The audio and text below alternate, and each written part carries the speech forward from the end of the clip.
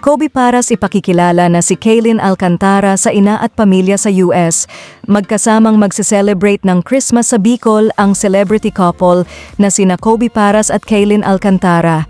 Yes, mas magiging masaya at meaningful ang Pasko para sa kapuso actress at professional basketball player dahil for the first time, they will spend the holiday season together at sa hometown pa ni Kaylin.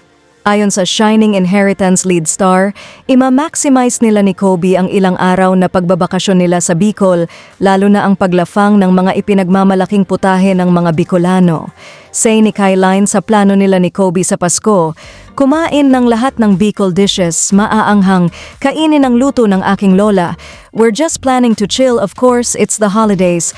I am happy that Kobe will be joining us. Saad pa ng dalaga sa panayam ng GMA7.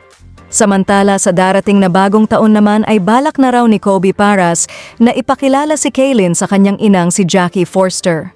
I have a lot of family on my mom's side in the States and I'd love for them to meet Kay, say ni Kobe sa naturang interview. At in fairness, handa na rin daw si Kaylin na ma-meet ang family ni Kobe sa Amerika, partikular na ang nanay ng binata. Definitely. Na-meet niya na po ang aking buong angkan. Why not naman, 'di ba? Yung sa kanya naman, say ng aktres.